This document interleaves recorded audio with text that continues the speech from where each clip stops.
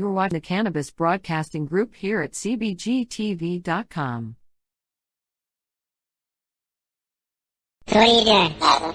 Nothing? Why not? I'm trying to get on this Lifestyle Radio website. Sounds like a cool website. Yeah, it's alright. Oh, wait, I might have it. You might have it. You're listening to Lifestyle Radio. The opinions expressed during this show are those of the individual participants and do not necessarily reflect the opinions of their associated organizations or Lifestyle Radio.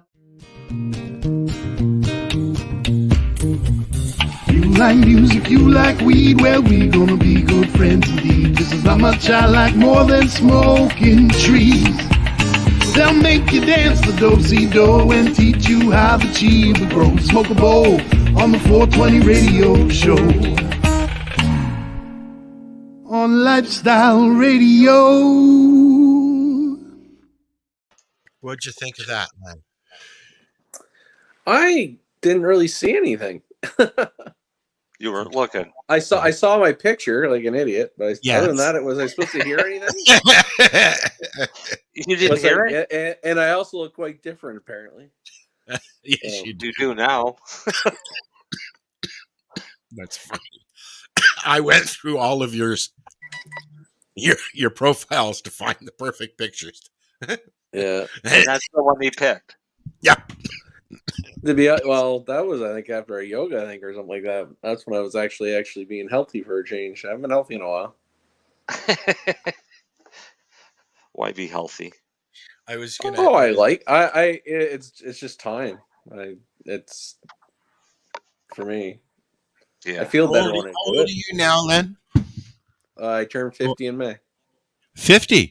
Really? Yep. I thought you were younger, dude. I thought you were in your 40s. Most people do. No, I turned 50 in May. Wow. I turned 60 on next Friday. So some of the stupid fucking shit I take every day must be doing something. Well, what do you take every day? Besides pot. Well, I take let's see. 2 grams of fish oil, CoQ10, curcumin, magnesium. Does the fish oil help your joints? I hear it's supposed to. Yeah, it does if you take the right stuff and enough of it. I take zinc. I take prostate formula, which is basically zinc and saw palmetto. What else do I take? That's just because I'm getting older and just why have prostate issues prevent it. Jerk off once a week, you'll be fine for the rest of your life. Yeah, I don't know if that's true, but anyway. This is fun though. What else do I take? CBD soft gel in the morning. Well, I'm gonna quercetin. once I have that stuff available, I'll start taking vitamin D. Yeah, really. You don't take a multivitamin? You take them separately? I should take my vitamin B complex and my multivitamin, but I kind of take a lot of pills, and those ones kind of just put me over the edge. They just, I don't know what, they just make my stomach kind of, I should take them though. I've not had any luck, meaning it didn't do anything for me with multivitamins. Well, to be fair, I also take a protein shake in the morning with it. I think it does have some multivitamin shit in that too, to be honest. So just my mom used to wake me up growing up every morning with my Ritalin and my Dexedrine, whatever else I was on. Yeah. And because it was an appetite suppressant, she always brought it to me with a instant breakfast. The chocolate instant breakfast, right? Yeah, and I guess, some of those have a lot of sugar, so you gotta watch those too. I was probably why I have diabetes, but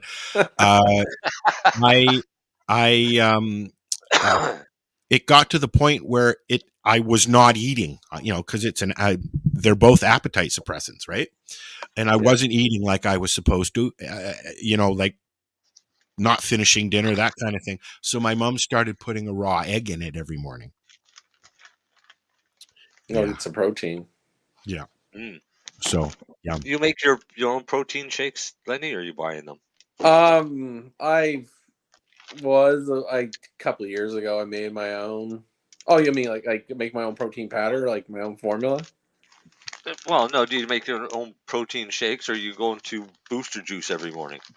Oh no, I make my own. Oh, okay.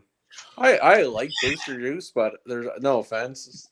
Anything with juice, it's not good for you. Tastes great, but juice is not really that good for you. Hello, Janice. It spikes your insulin, right? It's just you need, yeah. you eat, and that's why as much as I love it, it's not good for you. So that's why I avoid it. I just don't want to waste my money if it's not going to work. Well, it's not going to work. To me, it's a treat. It's like a nice thing. Like we make smoothies and things. Actually, I was thinking about this the other day. The protein powders and stuff like that, where are they derived from? Depends which. Some's like from whey, like milk products, and some are encased and things like that, and some are from pea protein, like plant. So do they? Right. So do they have them differentiated of which ones are vegan? I believe so. Okay. So now people that are using crickets. I've heard about this. Yes. Do they consider that as vegan? I don't know. I don't really know too many vegans. They're not really that fun. I would have to say no. I would say no because that was a living thing, right? All right. So where they're I would assume a vegan. I'm assuming a vegan does not eat crickets. If I would just make the assumption, I don't really know any vegans. Oh, I know some vegetarians. We need a vegan to chime in because my next question would be, what about the color red? Red doesn't work for me because of my ADHD. It sets me off, the red food coloring and stuff. Well, there's a lot of people who are sensitive. Red food coloring comes from a bug. Because it's actually colored by ants, or it's a little beetle. I didn't know that. I didn't know that. The color red, it comes from a little beetle. Wow. Wow. The other one. I'm not necessarily believing. You have a life? What? Don't you have a life? Who, me? No. I get high. Is that Al? Is that Al using a button? Yes, it's me. You again? Oh God. We gotta take diet's really weird, and it is, I think, really complex and individualized. Like the people on these like straight meat diets, some of them are doing extremely well and extremely healthy on it. Before I went on, concerns me because things like scurvy, right, which would be very possible if you're not eating at least some vegetables or forms. I tried the Atkins diet, and all I ate was egg, meat, and that was it. Really. Well, they claim if you eat some organ meat, like some liver and stuff, they claim there's enough iron and shit. Yeah, no. I love liver, and other vitamins. Liver and heart. Liver and heart are both really good. I don't like chicken liver or chicken heart. Well, I like chicken heart. Liver at all in any form. Human either. No, there's the right way to cook it and the wrong way. Because with liver, if you want it healthy, then just fry it up and eat it. But if you want it to taste good, soak your raw liver in milk. I've heard that. For about 30 minutes to an hour before you cook it. I've seen Emily Lassie doing that. But it is interesting. Pink. If people heard of FODMAP, like you've heard of FODMAP diets, have you? Yeah. And different things like that. That's my diet. Well, no, but like a lot of when they even go right back to start at a FODMAP, one of the things they'll actually start on is just have people eat one. There's different versions of it, but they'll start with just lamb, and then introduce food back in one at a time to see how the body reacts. Make you eat rice. And some people, and some are getting away from the rice because there's so much arsenic in some rice too, right? So, I'm just saying, like, rice? There's patients like that, like I just watched her on TV. Not that I really care about her. Jordan Peterson's daughter. She basically has only eaten sirloin steak the last 4 years. because of different but just because of different ailments, and she eats a sirloin steak for twice a day. A good sirloin steak or a okay sirloin steak? There's a big difference. I'm assuming she just salt and pepper and just sirloin steak. That's all she eats. All I put on she didn't really say what her ailments were prior. She just said she was really, really sick, and when she reduced to just that, she's been much healthier the last several years. And when she tries anything else, it goes bad. So she just said, "Fuck it." Really? And I know Joe Rogan goes through it. Like if and other people they'll just eat nothing but meat. Probably something to it. Gotta have potatoes. I'll do that. Like, for a meal, I'll have nothing but meat. No. Meal, I need potato. I do that all the time. No, you give but, me a really, but in the end, for some really people, they do quite ribeye. well on it. Yeah, you give me a really good ribeye, I don't need anything with it.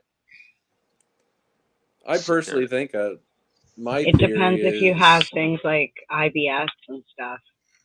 That's why I say it's all individualized, right? So I know anytime I start getting wheat in my diet, well, I just things went go through all horrible. of it, and I had to do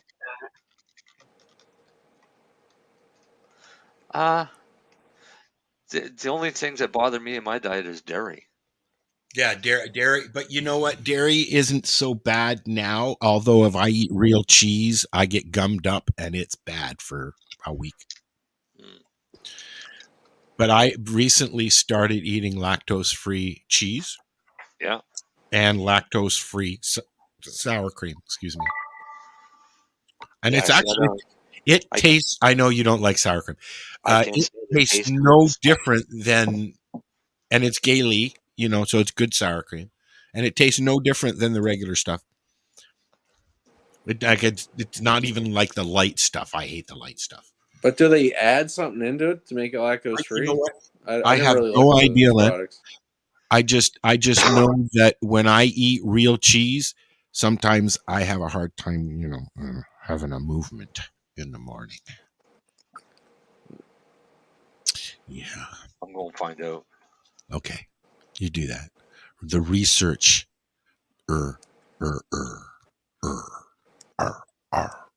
Yeah, I had to do the how do we get on this topic again? After years of finish your sentence, Mary Jane. You keep breaking up, Mary Jane. Your kids must be playing video games, or Timmy's beside you using his computer. Oh, yeah, okay, that makes sense. No, I've got 13 devices hooked up to the Wi-Fi. Yeah, me too. Your body can normally break down lactose if it creates enough lactase. But if it doesn't, then you take a pill and it can. I don't want to take another pill, though. Right. So all they're doing I use digestive is enzymes all the time. Lactase to the milk to make it lactose free. They're breaking it into two simple sugars.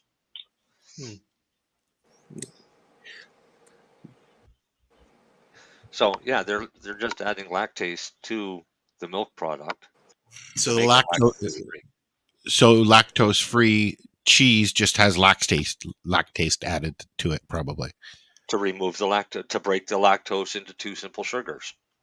But it's still there. Yeah, correct? but think of it as a chemical chain, and this lactase goes in and breaks the. They added the enzyme to it to already break it down. Is that what you're saying, Marcel? Yeah. Right. Yeah. Okay. That makes sense. Cool. Yeah, it makes perfect sense once you read it. They would add that to the lactose-free milk too, and then you just drink you're really just drinking regular milk. They would add it to regular milk to make it lactose-free. That's what I mean. Yeah. So I don't all drink it is much milk anymore anyway. I kind of got off milk. But I'd like to have ice cream or a milkshake now and then, though. I mean, I'm not insane. Chocolate milk and things like that, but the only ones really that should have been drinking milk were cows. Cows, yeah, that always seems weird. We're the only mammal that consumes the milk of another species. Yeah, exactly. You imagine bears go to cow fields and milk the cows. So do you want to give everybody a Darcy update? Darcy update. I talked to Darcy yesterday, but he was pretty tired. But he's been wheeling around the hospital and stuff, and pretty much visited every day. Back it up a bit. He had some issues and he had to be rushed to the hospital. Yeah, he's 3 weeks now, as he said. Yeah, they've taken him down from the ICU to the next level down. So he's still under a watch. He's got to get a few more tests, a few more scopes. Hopefully not another surgery. And then, but he seems to be recovering well. I think he still has a feeding tube because he still can't swallow.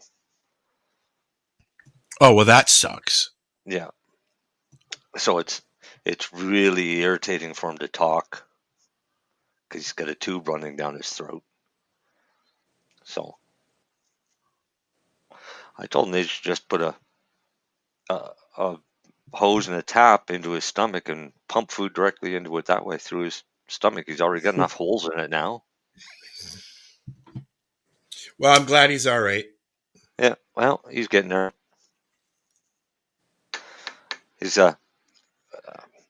once he's able to eat real food and they take that tube out, he's going to improve immensely anyways. Yeah. Because you can imagine how much weight he's lost when he's only being fed muck through a tube. Hey, Len, what's a good antibiotic for an ear thingy going on? Like the polysporin eardrops? Oh, you're talking about eardrops? Yeah. Honestly, most ear infections are viral anyway, and they go away within 7 to 10 days anyway. Well, I'm hoping. I split another. But it's true. Most are viral. They'll go away usually. Like the problem with the drops are usually the infection's way more internal, and the drops can't even get to it, right? So that makes sense. Yeah, that makes sense. Got it. Not gonna hurt. It's not gonna hurt. It probably won't hurt you. But what'd you say? I said, have you got a bum ear? I've split another tooth for one, so I'm assuming that's what's going on. I've got some swelling going on, but I'm feeling numbness, not numbness, just hearing. You know, an ear infection is more pain. Yeah, that's what I mean. Like I'm thinking it's an ear infection, is what I'm thinking. An ear compounded by my tooth. Or maybe started by my tooth. Or it could just be infection in your tooth that's causing enough pain that's going up to the side of your face, the nerve in the ear. Ding, ding, ding, ding, ding. I like Marcel's answer. There you go. Well, that's what I'm thinking too. I'm going to call my doctor and get some antibiotics. So. And then I'm a big fan of old antibiotics. Well, I mean, I got to not if it's an infection, then I got to knock it down before I go to the dentist anyways, because I have split another tooth. So. Yeah. Dentists can prescribe antibiotics for an infected tooth as well. Yeah, they do. Yeah, but I don't have a dentist here yet. Oh. But it's better if it's a dental infection, you're better off getting your antibiotics from a dentist than you are from a doctor, because a doctor doesn't deal a lot with dental issues. Yeah, he's going to give me amoxicillin just like a dentist is. Yeah. We'll see. Yep. After 40 years, my doctor's retiring, so now I have to find a new doctor. Yeah. Pain is weird because where you feel pain might not necessarily be where it's actually injured or hurt. Exactly. I put a glob of oil on it yesterday and it went away real quick. On your tooth? Yep. Yeah. Yeah. That works. Mm-hmm. And it's also an antibiotic. Yep. And antifungal, I just in case you got a fungus. I equate that to why I didn't get as sick as I should have when I had that little cough thing going on. Probably. Yeah. Yep. Because I was told, and I heard, and I read that if you vape FECO, it will eradicate a chest cold. So that's what I did. Why wouldn't that work if you vaped any cannabis? Well, I would think it would be the potency, wouldn't it? I don't know. But up until I started ingesting oil daily, yep, I suffered from at least one bronchitis attack every year. And I mean a bad one. But once I started consuming oil on a daily basis, that's never been an issue since. MJ is back. Al. She shut off all our other devices? Nope, she switched computers. She's gone to the green screen. She doesn't look happy now. Her computer died. Yep. I've got 1, 2, 3, 4 computers, and not one of them is able to run StreamYard tonight. I'm like, sounds like you need I'm this close. I'm this close to starting a GoFundMe. This close. Why? That's a joke. That's a joke, of course. But why won't they run StreamYard? My Mac completely died. That won't do shit. The other one I can't plug a microphone into. The third one I can't have it unplugged, and there's nowhere to plug it in here. I'm like, if my hair wasn't just dyed, it would be gray. Like I'm adjusting your volume. Thank you. Because I adjusted everybody's volume to adjust hers. Wow, am I too quiet? No, you were a little too loud because you're on your phone, right? Oh, I don't even know if it's coming through here, like through the buds, or if it's coming probably there. from your phone, because when you put your head up and touched it, nothing. Okay, I'll tell you now. Or yeah, your phone. Which one was louder, 1 or 2? Your phone, 2. 2? Got it. Very good snapping, though.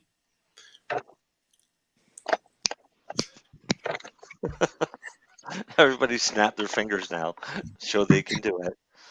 I don't know if I can anymore. Oh yeah, you can do it. A little bit. Pretty weak though. Oh no, that's terrible. Now how am I supposed to share the photo I wanted to share with you guys? I can't because I'm on my phone. I don't know how to do that.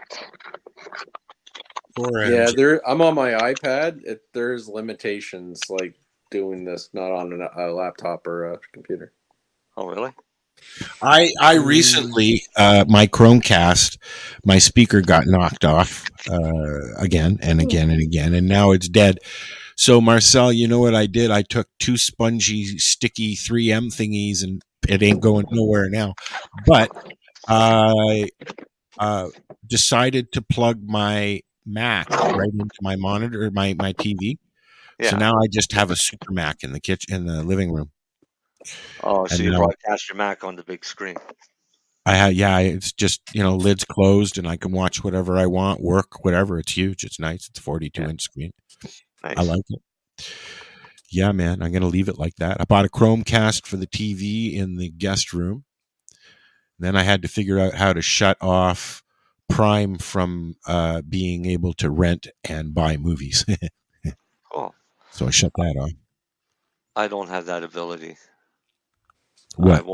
I won't buy a movie. I'll wait for it to come. I won't. I mean, it's the greatest patience of all, man. I can wait forever for a show or a movie. You can yeah, get but that's not how it works anymore. I know. It's not like it used to be where it's like, hey, this movie's in the theater, and if I wait long enough, it'll be on TV.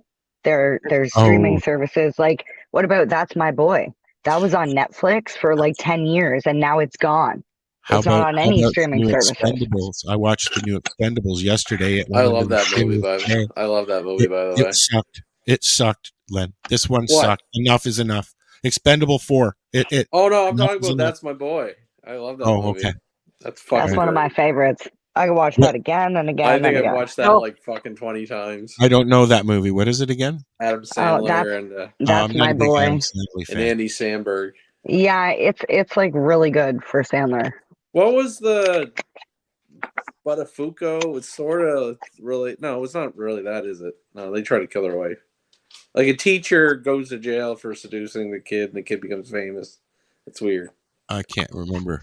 It's fucking funny. It's really good. Oh yeah, it's like a 12-year-old boy has sex with his grade 8 teacher or some shit, and gets her pregnant, and has to raise the kid. And that's the premise. That's the movie. That's My Boy. But there was some real life thing that happened about. But I was thinking of, what was that, Jenna Fisher? Jenny? Isn't that basically what? Well, that's not. on, No, I'm on the wrong thing. But who was that? Buttafuoco, and You got a thing for they shot the Buttafuoco. wife You in the keep head or saying something. I don't know. Can't remember. I don't know. All I remember is David Letterman for fucking a year saying Buttafuoco. I know, eh? That's why I was saying. I was just going to say Letterman did that a lot. It was every week. Like that word. Top 10 list Buttafuoco. Yeah. I miss David Letterman. The old Dave. I don't watch his Netflix stuff, but the old. Oh, I like his. I like his. Like he's. He amuses me. No, I only ever like the top 10 list, to be honest. Yeah, the writers. Yeah, see, the writers. Of that this is That's My Boy. Yeah, brilliant movie. I don't even know if you can see that. It's just all bright. There's that lip action. Another fantastic movie that nobody watches is Popstar. I love that movie. It's I fucking literally brilliant. okay. So I made a comment on somebody else's post because they were very like it gave me pop star vibes. And I said that. I was like, oh my God, this is awesome. This gives me pop star vibes. And then I put hashtag never stop stopping, like the movie. Yeah, never and stops. Well, it was literally like that catchphrase verse where the whole song is just he's like saying catchphrases. He just does the whole yeah, like things like doink the doink, and like stupid shit like that. The donkey roll. You know, that's funny. Pauly Shore is being, I don't know if he's actually been approached, but there's talk that Pauly Shore wants to do the Richard Simmons. I heard about this movie. I think I'm not a Pauly Shore fan at all, but yes, I saw the picture. He looks exactly like Richard Simmons.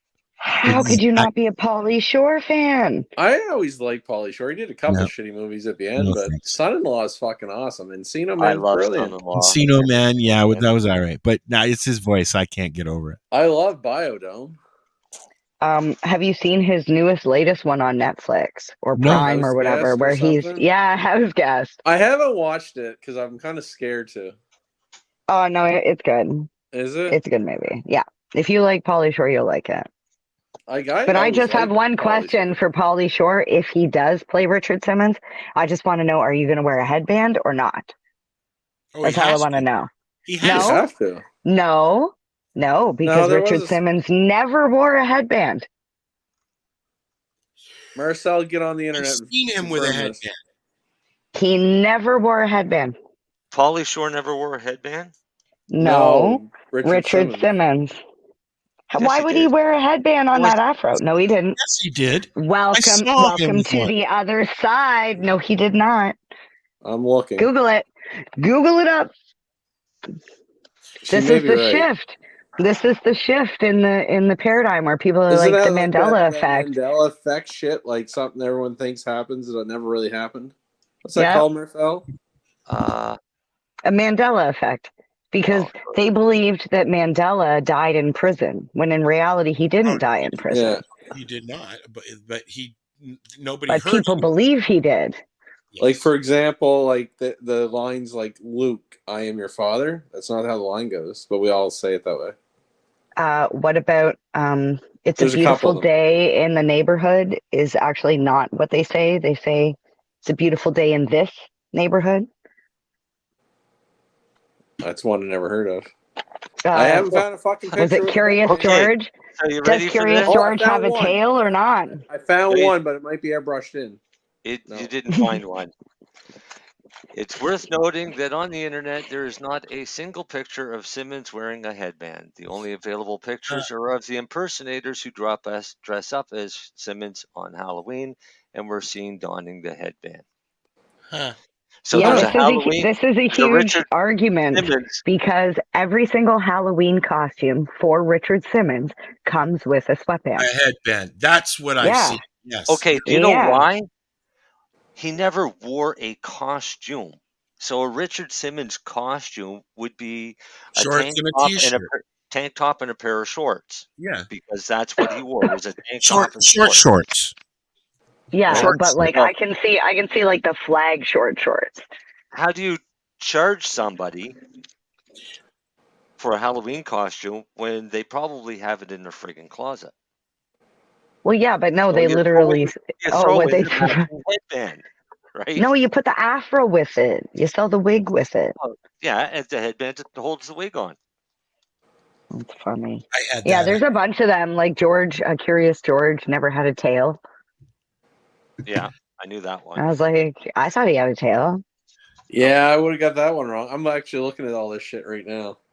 Like, there's a bunch of them. I've gone down rabbit holes, and they say that like the vibrations in our like this is one timeline and this is another timeline, and because the vibration is so close, it's just like just slightly different. So we still have Richard Simmons, but he's just not wearing a headband in our reality that we've now shifted into. I like to play make believe every once in a while. Some of these are kind of stupid, like Oscar Mayer with an E versus an A. I don't give a fuck. Oh, Hypnotic, the drink from the 90s or the early 2000s. Pet Rocks. I mean, people actually bought Pet Rocks, and it was just a beach rock that was put in a box with some chopped up crepe paper or whatever. How about Looney Tunes? Maybe we should bring those back. Oh, They're how do you spell around. Looney Tunes? No. How do you spell Looney Tunes? LOONEYTUNES. Lenny, how do you spell Looney Tunes? That's how I would spell it. But it's IE. It's IE, isn't it? No, how was the logo spelled? TUNES. What are they arguing? It's like cartoons. TOON. Is it really TOONS or Tunes? I thought it was tunes like music. It is tunes like music, and that's what it was meant to be. But everybody remembers the logo as tunes, as in cartoons. Yeah. But it was never that logo. It was always TUNES. Oh, really? What about Fruit Loops? How do you spell Fruit Loops? There's another good one. OOTES. It's OOTS. Is it? I would have went fruit, like real spelling. These are things that people argue about all the time on the internet. I would never argue. It's just kind of interesting when you really stop. Well, we're not arguing, no, but they do. Yeah, Fruit Loops is spelled with two O's, not UI. Yes. Mm-hmm. My favorite is the Britney Spears one. The one where she wears the one-piece bodysuit. Everybody remembers her with that like microphone thing in the video, and you can watch a million of you can go find the videos. She's never wearing the microphone. The only time she ever wears the microphone is on stage. So I'm convinced that people just have seen her on stage so much that they just assume that that's what it was, because that's what we remember. But how much can you really trust your memory? It's hard to trust your memory because your memory will make up things to fill in gaps. Mm-hmm. Well, they say every time you recall a memory, you are basically bringing it back, and you could alter it when you bring it back and think about it. So that way, the next time you think about it, you don't remember it exactly the way it happened. You've now remembered the altered version. That's the same thing as if you tell the same lie enough times, you'll start believing it yourself. Yeah. Same thing. Well, I actually tried that theory with an instance that I had with my mother growing up, that it was like very traumatic. You were lying to her all the time? No. It was like an abusive situation, and I wanted to change the narrative. So I just read. I ended up adding like Nerf guns and all kinds of like crazy things to my memory. So I'm like, I don't even remember what happened that day anymore. This one I would have totally got wrong. The What is it? Snow White, like mirror on the wall. How's it go? Oh, I heard this one. I didn't know this one. Mirror on the wall. Do you guys agree with that? Mm-hmm. Yeah. Apparently, it's magic mirror on the wall. Yeah, magic mirror on the wall. Is it magic mirror on the wall? That okay. So why did they make a movie called Mirror Mirror and not Magic Mirror? Because they fucked up, apparently. Because the timeline shifted. No, they thought it was Mirror too. But it's just crazy. But like, I just read the Star Wars one. It says, "No, I am your father." There is no Luke. I am your father. Yeah, I know. Everybody says that's to me the most famous one. Probably because I'm a. Everybody's looking at each other. I'm happy now. Jeez Louise. Oh, I'm gonna mess it up. This shit's fun. I can turn this way. So I went to Elevate last week. You guys didn't do a show, right? We were going to, and couldn't. And then Marcel thought his house was going to blow away, so we didn't. Oh yeah, that's right. Oh yeah, I had that shit too. Yeah, my house. That's right. We had that storm. It was 2 weeks ago. I couldn't do it, but yeah. So okay, Elevate. Yeah. So I went to the Elevate Expo. It was the first year for it. But I will say it definitely didn't look like a first year event. Oh well, that's good. Like I've been to many events, and like, you know, the Indigenous Cannabis Cup the first year, that felt like it was a first year event because there was a lot of like kinks that they were working out. This one didn't feel like it was a first year. It definitely felt like they're experienced when it comes to throwing events, so that was nice. But I actually ran into a 420 radio listener who was like, she was sad because she said she didn't know where to find the 420 radio. She's like, I used to listen to you guys all the time, but I haven't listened to you in a while because I don't know where to find you. And I was like, what? Who was it? Do you know? That's actually what I'm looking for right now to see if I can send a photo. I believe she was the lucky winner of the Zenko vape as well, which I was like super jelly about because that was the one I was hoping to win. But they did this thing one day where they did terpenes and explained, I think it was called Terpenes Unleashed. But the thing that I really liked is they had set out on tables the different terpenes. So for example, like pinene, it showed every herb and spice that has pinene in it. So I found that really interesting. But the thing I didn't think about before all of this is, like, for example, that B-caryophyllene or caryophyllene. Beta-caryophyllene. Okay, so I'm looking at it now. I see Swiss chard, chamomile, rosemary, figs, spinach, cinnamon, black pepper. These are all things that I don't like and my body doesn't like when I eat them. So looking at these things, I'm like, well, if you can identify the foods that you like to eat and the spices that you enjoy from these tables, I was like, oh my God, maybe you could figure out what terpenes your body wants too. Could be. Yeah, it's a little bit more. I'm going to rain the parade down on the terpenes a bit. There's a whole lot of other chemicals in there that affect the taste and smell, like aldehydes and esters, things like that. Flavonoids. Flavonoid. It just everyone, like, the terpenes are a big part. Don't get me wrong, but there is kind of more to it. That's all. It's a fun thing to talk about, but what's the terpene that gives magic mushrooms their flavor? Because I don't like that. Yeah. That's a terpene I don't like. It's called poop. Yeah. Leaves a shitty taste in your No, mouth. it's just funny. That's why you make capsules.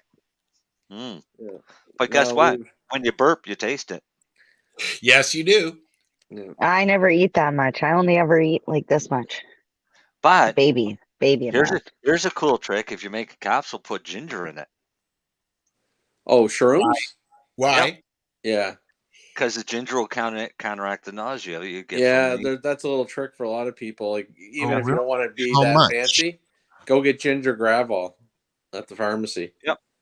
Ginger is amazing at controlling nausea. There's a lot of gingers. There's a lot of combination herbal medicines that have things for your GI tract.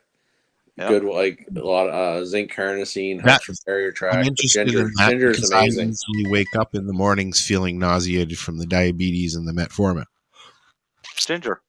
Right. Okay. Do you like ginger? Do you like ginger ale? Yes. That was when we were kids. If we ever got sick, that was the first thing that we would get is flat ginger ale. Yep. That's the. I still like ginger ale when I'm sick. Even still now, when I get sick or I feel like I'm getting, even though there's barely no real ginger ale in it, but it still works for me. But I cook with a lot of ginger too.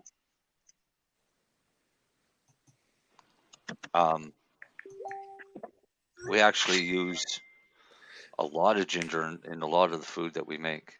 But I'll tell you one thing back to, sorry not to go interrupt you, I apologize, but back to Mary Jane's comment about, like, it's rare to find a a cannabis that doesn't have high beta carotene. It's so high in so many ones. Oh, yeah. I don't know who that is, Mary Jane. It's high in everything. Me either, but you gave me a really awesome compliment. So, thank you. And I also sent a couple of the tables too. So if you wanted to show those, or at least you guys wanted to look at it, that's what they did for the I can bring it up. Yep. But I am terpene noticing stuff. like the weeds on and I'm not going to like the ones that people find really like hits them differently or really into it, or the ones that basically are not limonene, myrcene, or carotene, which is basically like 90% of the weed we all smoke. But when you start seeing the terpenolines and the Nerodols, the linalols, things like that, it's just kind of funny. They're the ones that people kind of. Oh, now she leaves.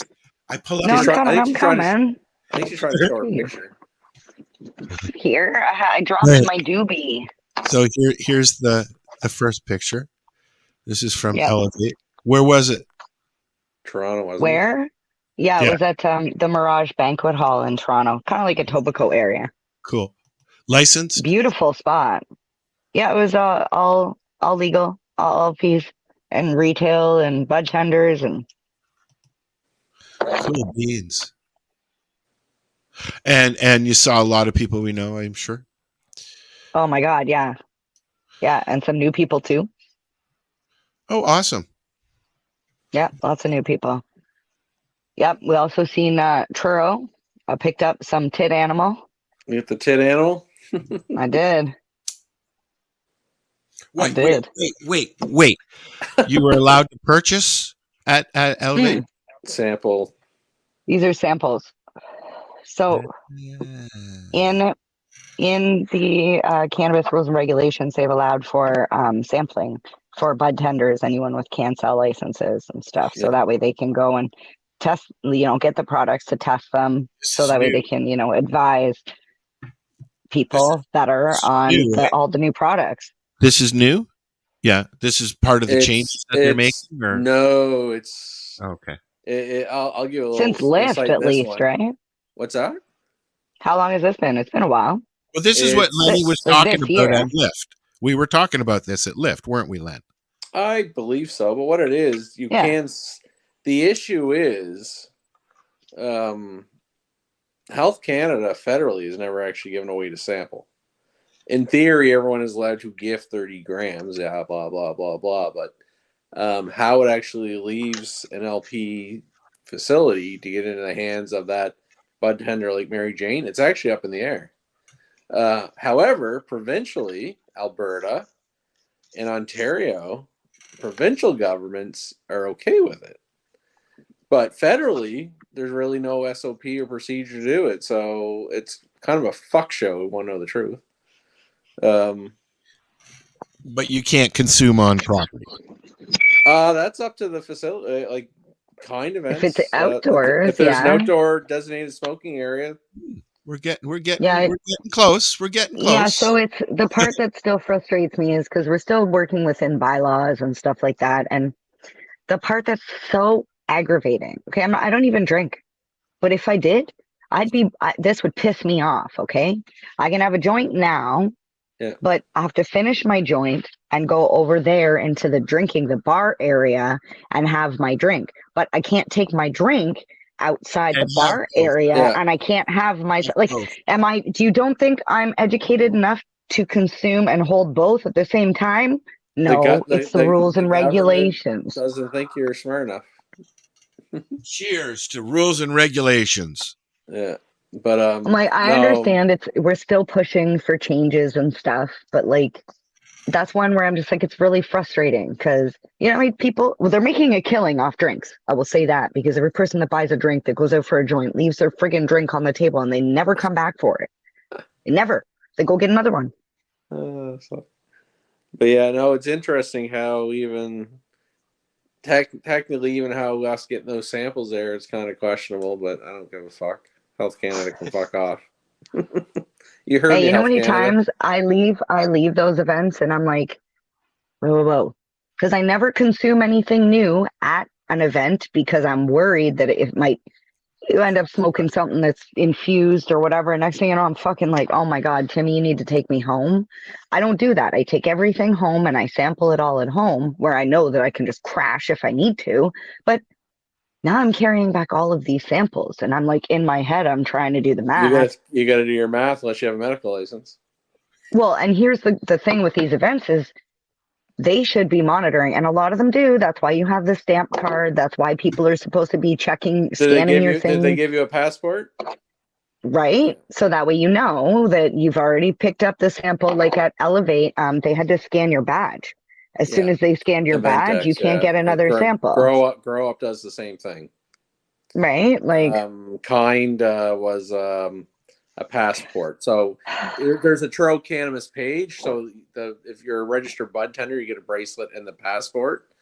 We stamp or my stamp broke at Kind, so you're getting Lennie Walser autographs on the page. Is what I was told. Basically something to mark that you've given them something and they can't come back and get another. Can I ask Marijane a question? How many of them had excise stamps on their samples? Of the what? How many of them have the Canadian excise stamp on their sample? That's a good question. Because I have got a defined ruling from CRA on the sampling. Well, I will say, and they want their motherfucking tax. There's so many things that we need to change with these things. Like you were saying, yes, we get a passport and we get but you have to then also educate every single person at your booth what you're supposed to do when a bud tender comes up and says, hey, I'd like a sample.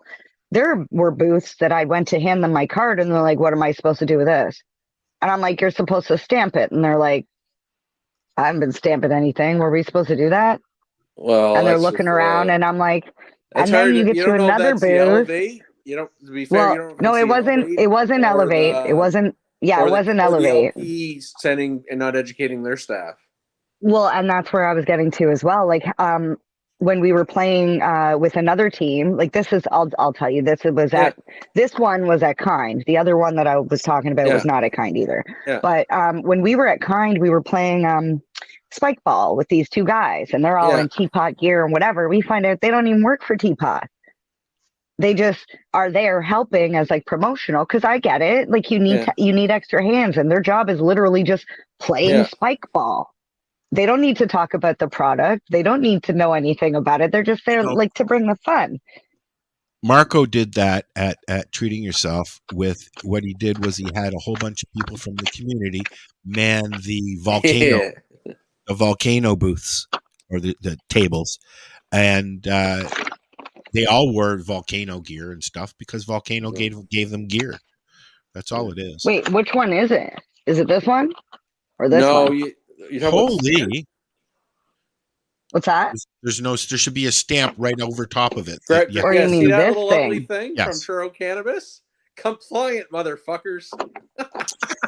Let's see. I don't see any on this one. That one. And Do you know what gets me? At least this is a package, okay? Package. Maybe they don't have that thing on you have it, some but people like, not in a package? Ooh, even worse. I'm like, let me take the sticker out Don't because say I'm who like, it is. I'm not trying to get and anybody. that's what I'm saying. I'm gonna take the sticker out so you don't know what company it is. Yeah, but like, that's like. Was there an but this excise is stamp on it? No stamp. There's no fucking label on it. It's a baggie. I don't know what this is. I don't know what this is. Wasn't it How on am I the supposed card? to sample this? No, it's a sticker. This is the back of the sticker, and the sticker is just their logo. It'd be like Turo giving me a Turo sticker in a bag with some bud. That's a surprise gift. Yeah. Oh, thanks, but that's not but that what the is something purpose that of pisses me this. off with Health Canada. Like in the end, everyone is sampling. Like those are all from the same. They know everyone's sampling, but they won't This tell one came in anybody a how to paper do bag. it or how they wanted to do it. They like it's your own internal SOP. Wait, that's just a pre-roll? That's It's just a click or is pen. that a syringe? Oh. Yeah, it's a syringe. I'm like, do any of these have those things on it? Oh, I found one. Cushcraft. Good for them. Yay, compliant. Yeah. Oh, this one has a torn label. I don't even know what that is.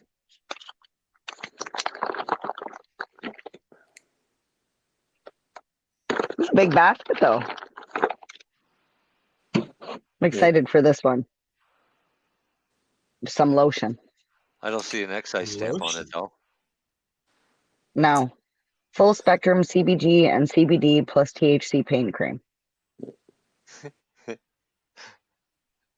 250, 250, 250. But yeah, those poor motherfuckers. Wow. For CRA. Oh, here's another one. Look who it is. Well, actually, is it Donaire? What is it? Churro. No, but what's another tit animal? Oh, you got two of them, did you? Oh. Yeah, good. Oh, that must another be churro. Yeah, that's an old one. I think Jen had some extra stock. She did. She was like, "Here, go hand these out." I was like, "I'm going to the smoking section right now. Give me those." Yeah. No, we were smart enough to at least consult CRA on our sampling, and they're like, Yeah, "You don't there's have to." not many in there. You know, like there is a federal 2.3% tax besides the excise tax that LPs pay, so we don't have to charge that to ourselves, but they want that buck a gram. Really? Yeah. So every gram you give away, you have to pay $1. To CRA, yes. Holy fuck! Terrible. Now, here, listen. I'm fucking telling everyone. How do you think those LPs are getting that out? Oh, I know how. They're walking out the door with it. Yeah, there's no way. You're not supposed to do that. Oh, I know you're not supposed to, but that's exactly what's happening. So It eventually, Health else. Canada is going to come around and it's like, so where'd you put those things? What most of them are doing, which to me is two rights don't make a wrong. You have to what do you call it? Validate even samples. Like you have to show that where they are. You cannot have a gram. Well, you have to account for all product. Wow. Every gram is accounted. Everything that goes in the garbage. It would be no supposedly different. It would be no different than if you were making cupcakes or a cake factory. You still have to account for all the flour, all the sugar, all the shit. If you damage it, throw it out, whatever. So what a bunch of them do is try Not to do quite. it for their own medical licenses, which is stupid and not right. Because technically, you're not supposed to use a medical license to go give away recreational product. Yep. Defeats the purpose. I think a lot of them are, unfortunately, Health Canada get a procedure. They're fake destroying it. Yep. We just destroyed 500 jars, and they give it to their sales reps. That's not what Churro does. But so why can't they do this with the basic public? Do what? Samples. Sampling. That's the way the provinces approve the samplings for bud tenders only in educational purposes. So what's going to happen next year license, whatever it's called. when Lyft is here and they want to do samples? Well, they did samples. They can what, but they have. But it's only 2 can-sell bud tenders, technically. That's redundant. You want to be able to give samples to the public who is using this. That's what I'd like to do. Yeah, it's honestly part of the reason why a lot of people have gotten their can cells in the cannabis industry, because they want to go to these styles of events, and there's another divide that's happening too within the industry, because you have working bud tenders that are trying to get knowledge and going to these events, but they can't because there are other people that don't have bud tending jobs, but they just got the license to go get free shit. Like, this was one event, boys. This was one event. And I went one day. I didn't go all 4 days around to every booth. That was one day. And I didn't even hit every table. My goal was to hit every table and get one sample from each table. And I couldn't even do that. And I still left with this much. And people are going to event. You, Marijane? Oh, maybe you were there as media anyway. Yeah, we went to his media. And but for the bud tenders, was it free? The Elevate this year was free. I don't know how he pulled it off. Kudos to Jazz. He did a great job, but like, well, it wasn't free for fucking me. That's why. Well, from what I heard, you should get a very nice ROE. So at least that's what we talked about in our discussions through the podcast, is that he built a model where he'll end up ROI. That way he'll be able to like purchase product for his store from your store or from your thing or whatever. So, oh no, it's part of doing. I wasn't shitting on Jazz. His name's Jazz, right? Yeah, on Jazz. But I'm just saying, like, we had coffee, tea. But I never met him. I've never met him.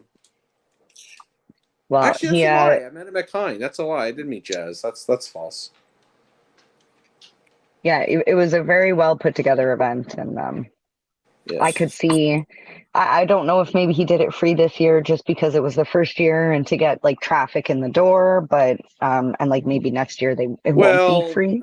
He makes his money off like the way to make the money. It is off the LPs or whatever brands that sell it. Like, and for me as a LP, like obviously you would like the bud tenders to try your product, and hopefully they like it and hopefully they recommend it.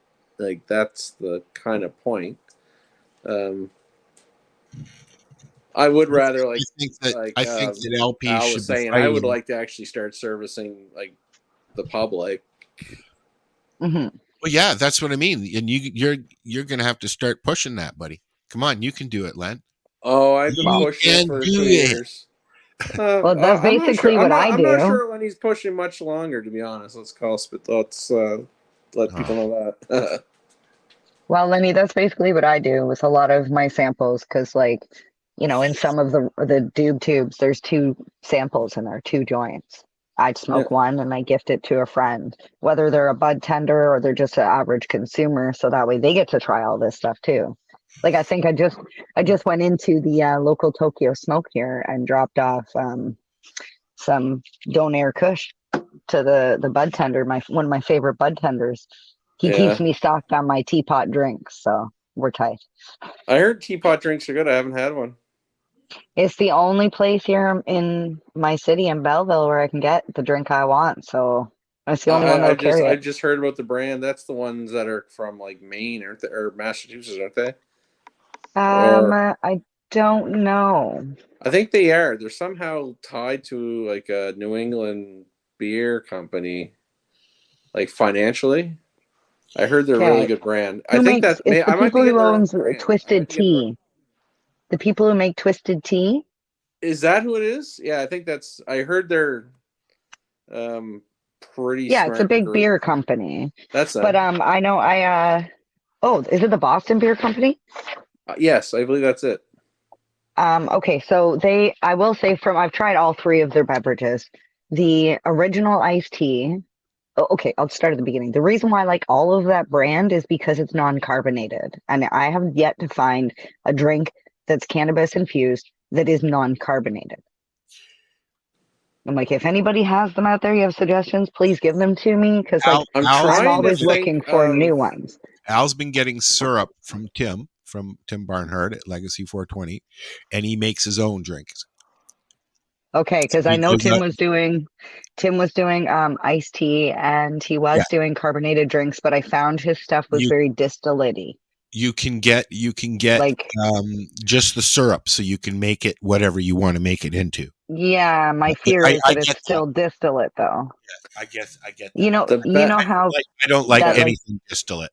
I don't. Yeah, the best one I've had so far, and I haven't had this tea party one. And I can't remember, to be honest. I don't think it was carbonated, Mary Jane. Is it Senorita? It was basically a margarita, but it was made with cannabis. I'm a margarita whore. I'll be honest. It's my favorite alcohol drink on the planet. Like, I love margaritas. It was so fucking good, and they have a mango one as well. Ew, spicy lime. They call it spicy lime. Terrible. No, they call it spicy lime guave, but it's a margarita. They're not allowed to call it a margarita because what does margarita taste like? It's tequila and lime and tequila and salt. Ew. You've never had a margarita? No. What? Wow. I don't drink. Wow. The last time I drank was like 7 years ago. Yeah. I used to love tequila until I got alcohol poisoning off it. Yeah, but it is. But the mango one, they make a mango one as well. Phenomenal. They were both excellent. I don't believe they had carbonation. So since we're not allowed to play music anymore on our breaks, I'm going to start playing. Nope. I'm going to start playing videos that I find that are informational. This one's called The Magic Behind Mushrooms, The Untold Story of Psilocybin. Enjoy. I did. It's actually really good. So we're going to watch this. We'll be back in 15 minutes or so. This is the 420 radio show, and we'll be right back. CBG TV is the way to broadcast your message to an audience looking for your products or services. Affordable advertising, personalized campaigns, special promos, event attendance, and more. Talk to someone today, in person or by email. Find us online at www.cbgtv.com. Or you can send an email to admin@cbgtv.com. Additionally, if your phone scans QR codes, scan this one to learn more.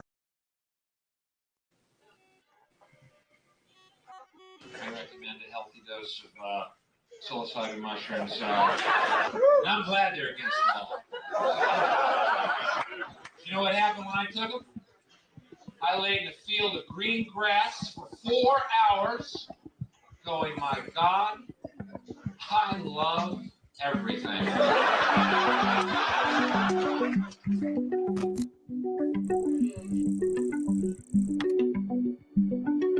Psilocybin mushrooms are magical fungi that grow all around the world, even before Jesus was riding dinosaurs. Unlike most psychedelics, the psilocybin mushroom is a complete entheogen, meaning that you don't need to mix, match, cook, or extract it to receive its full effects. It just grows from the ground, ready to go, mate. Some evidence would suggest that the use of psilocybin mushrooms date back to 9,000 years ago, based on the art at the Tsili caves in Africa. The most common use for psilocybin mushrooms in ancient cultures was for spiritual healing and to communicate with the gods. However, not everybody was using mushrooms for benevolent purposes. Some written observations account the malevolent use of the mushroom among the Montezumanic people. Allegedly, during the emperor's coronation ceremony, many prisoners were sacrificed, had their flesh eaten and their hearts removed. Those who were invited guests to the feast ate mushrooms, which Diego Duran describes as causing those who ate them to go insane and many to take their lives. After the Spanish conquest, Catholic missionaries deemed all hallucinogenic plants and fungi as demonic tools, basically, which eventually diminished the religious use of magic mushrooms, at least in mainstream culture. But despite this, mushrooms were still used in some remote areas. Psilocybin mushrooms were later rediscovered in the West in the late 1950s by mycologist Gordon Wasson. He participated in a mushroom ceremony with Maria Sabina, a Mexican shaman who first introduced magic mushrooms, also known as the children, to the modern world. So basically, if it wasn't for her, we probably wouldn't know about shrooms today. So Wasson then collected the spores of the mushroom, took them to Paris, which was later cultivated in Europe, and its primary ingredient, psilocybin, was isolated in the laboratory by Swiss chemist Albert Hofmann in 1958, and the rest is history. Now, many people leave out that later in life, Maria Sabina actually regretted introducing mushrooms to Wasson and ended up being ostracized from her community. She became bitter about her many misfortunes and how others had profited from her name. She felt that the ceremony of magic mushrooms had been irredeemably polluted by the hedonistic use of mushrooms. From the moment the foreigners arrived, the holy children lost their purity, they lost their force, they ruined them. Henceforth, they will no longer work. There is no remedy for it. Before Wasson, nobody took the children simply to find God. They were always taken to cure the sick. In 1957, Wasson wrote the famous Life magazine article, Seeking the Magic Mushroom, which ended up inspiring psychedelic advocate Timothy Leary, who funded the Harvard Psilocybin Project with Richard Albert, now known as Ram Dass, promoting the psychological and religious study of psilocybin and other psychedelic drugs. For those who don't know, Leary was one of the most infamous leaders of the hippie counterculture movement, which the government revolted against with the war on drugs and eventually banned any further research on psychedelic drugs, making them highly illegal substances. There is nothing smart, there is nothing grown up or sophisticated in taking an LSD trip at all. They're just being complete fools. Anyone that would engage in this or indulge in this is just a plain fool. Psilocybin and psilocin are now listed as Schedule 1 drugs under the United Nations 1971 Convention on Psychotropic Substances. Schedule 1 drugs are defined as substances with a high potential for abuse or have no recognized medical uses. After a 40-year hiatus on psychedelic research, there has since been a psychedelic renaissance in the scientific community and mainstream culture. Something's going on. The culture is ready to have this conversation. I really think we're in an inflection point right now, and I didn't see it coming. Nowadays, psychedelics such as psilocybin mushrooms have been recognized by the medical community as a legitimate medicine that can have profound effects when used in the right context, particularly for treating mental illness. And this can sound absolutely insane when you first hear this. It's like, yeah, all right, mate, I'm sure taking drugs is going to help me with my mental health. Bloody hippies. But if you take a closer look at the research, you'll quickly discover that there's actually something to this. It's not just idiots like me making silly claims. There are actual legitimate scientists from respected institutions such as the Johns Hopkins University, MAPS, and Imperial College London that have conducted studies suggesting that psychedelics such as psilocybin, ayahuasca, and ibogaine can significantly help with mental illness, drug addiction, and even existential dread, among others. And the results are looking very promising. Unlike other classes of drugs such as alcohol, caffeine, heroin, or crystal meth, psilocybin mushrooms work very differently. For example, when you consume alcohol or nicotine, you know exactly what you're in for, since these drugs have a very specific mechanism. But psychedelics like psilocybin have a non-specific amplifying effect on human consciousness, which results in vastly different experiences from person to person. Sometimes life-transformative mystical experiences, and other times a complete psychotic breakdown. But as Joseph Campbell once said, the psychotic drowns in the same waters in which the mystic swims with delight. And this is exactly why set and setting is so crucial for these type of experiences, and why these tools are not for everybody. Jung told people, he talked about mescaline and LSD in the context of Huxley's introduction of those substances into the Western world. The first thing he said is, beware of unearned wisdom. It's like, yeah, man, that's great. And he also said, you have to be very careful about entering the realm of the gods, because you end up with a responsibility that might be more crushing than you can tolerate. I've never read anyone who wrote wiser words about the dangers of psychedelic use than that, because he didn't say, well, none of this is real.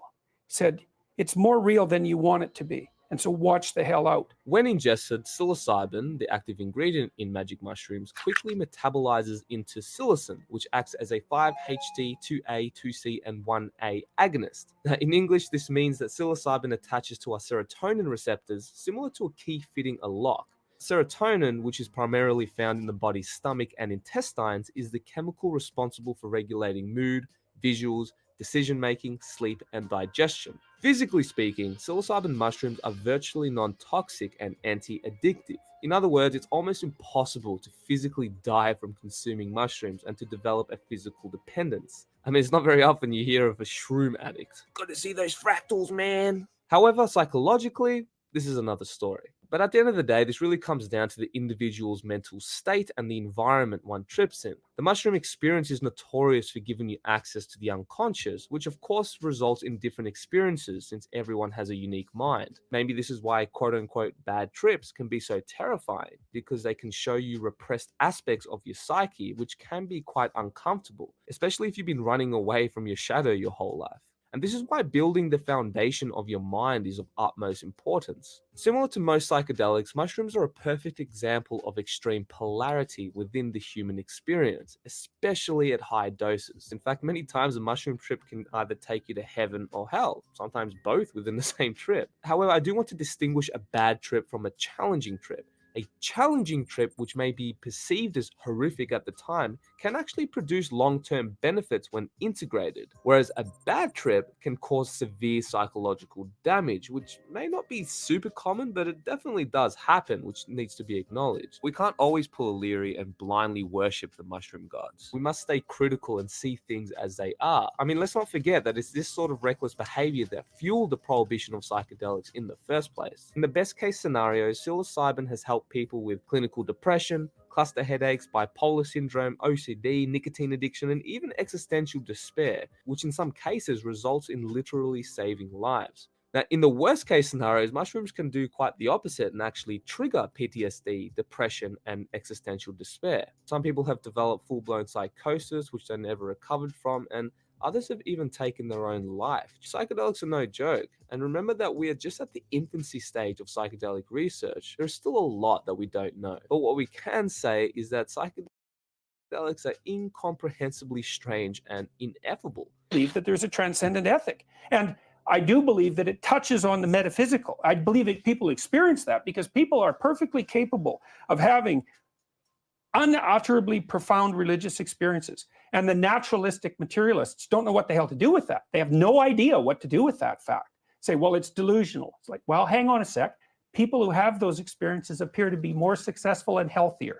It's like, so exactly in what manner is that delusional? One of the most famous psilocybin studies was conducted in the Johns Hopkins University, which found that psilocybin can occasion a mystical experience. In this study, 2/3 of the participants reported that the psilocybin session was among the top 5 most spiritually significant experiences of their life. And mind you, this is up there with the birth of their first child and the death of a parent. 1/3 of them even ranked it at the very top. And this is unprecedented in the psychiatric field. And I spent a lot of time talking to patients, many of whom were dying, about how this single high-dose psilocybin experience, a guided psilocybin experience, the image people have is popping some mushrooms in your mouth and maybe going to a concert or going to the beach, but this is a very controlled internal experience, completely reset these people's attitude toward death and allowed them to die with equanimity. It was one of the most effective psychiatric interventions that these psychiatrists had ever seen.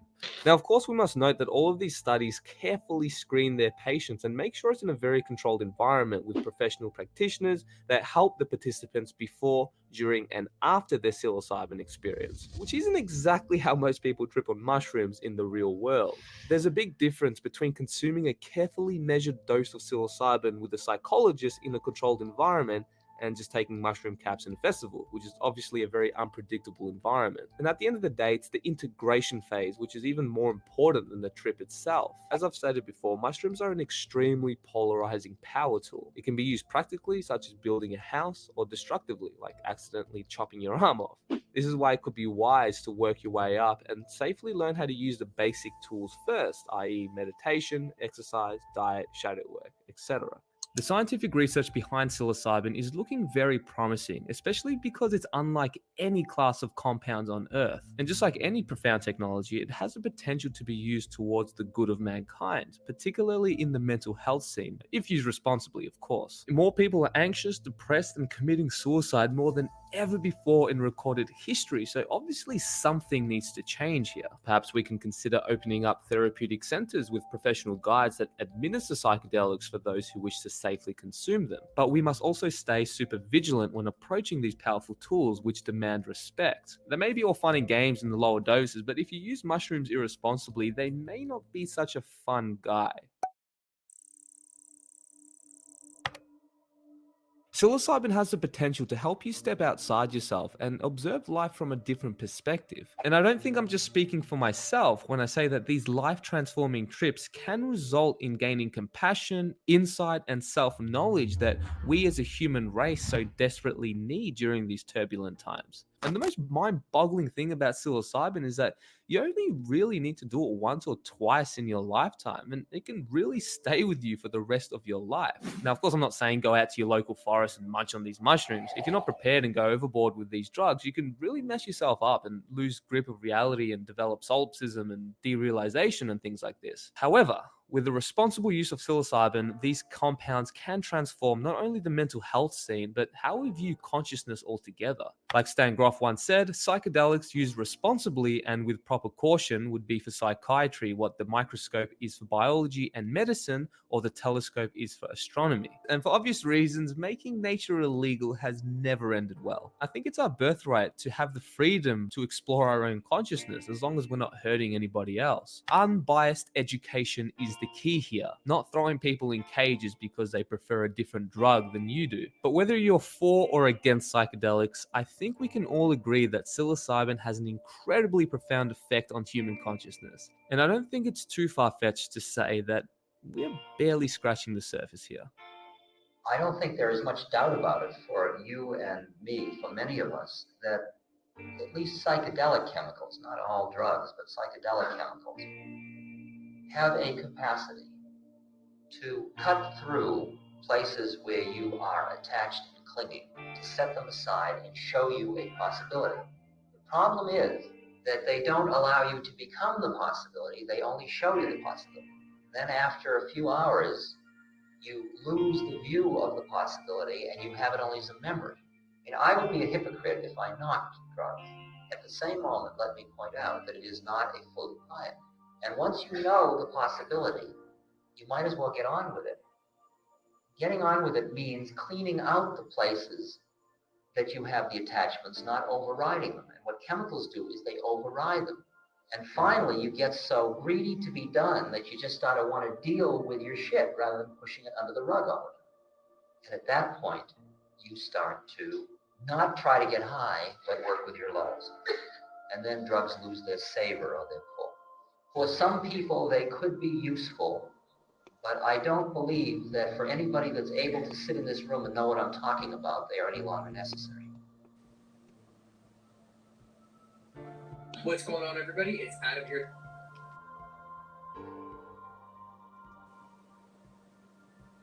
Ladies and gentlemen,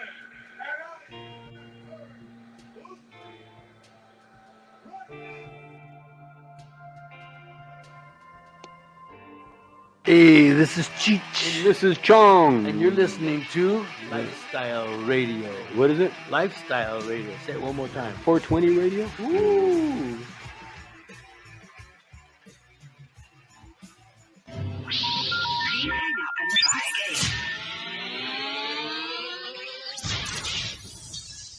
You're listening to Lifestyle Radio. Are you an independent musician? How would you like to have your songs played on hundreds of radio stations just like the one you're listening to right now? Join MusicSubmit.com and we'll promote your music to radio stations and blogs in your genre. It's free to set up your account, and we guarantee your music will be considered for airplay by radio stations worldwide. Why not sign up today? It's free. MusicSubmit.com. Radio promotion for indie musicians. This is how it grew to be.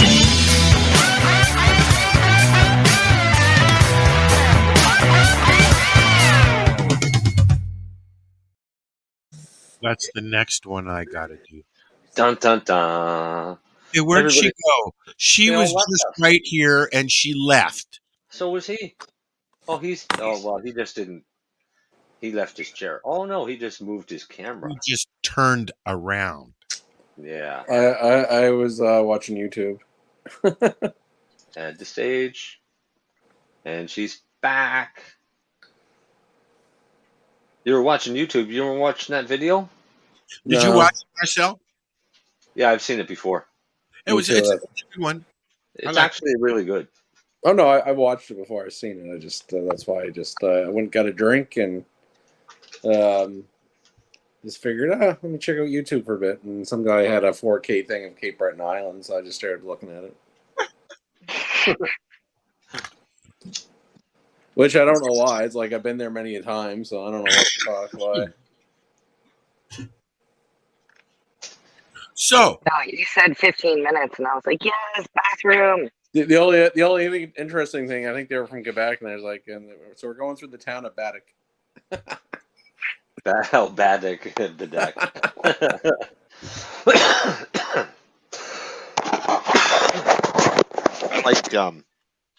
I like when tourists come to Nova Scotia and they ask. We do have some fucked up names. We do. I had a couple stop me from Ontario one time and said, "How do you say the name of that?" And they're pointing at the sign, and I said, "Which one?" Because it was one way was the Shubenacadie and the other one was the Muscadaubit. Muscadaubit's fucking a rough one. Muscadaubit's hard. When people look at Muscadaubit, it's mosquito bit. I Not don't even quite. know how you would spell that. Just like it sounds. Muscadaubit. Musquoubit. Just like it I missed the sounds. D. Muscadaubit. D-O-B-E-T. Yeah, I forgot the Q, U, or O-B, or D, O-B, yeah. But it's M-U-S-Q-O-D. Daubit. O-B-O-I-T, isn't it? Isn't it B-O-I-T at the end? Yeah. Yeah. And Muscadaubit sucks. No offense, people. Oh, actually, it's B-O-I-T. That's why I said it's B-O-I-T. Yeah. Yeah. I shouldn't say it sucks.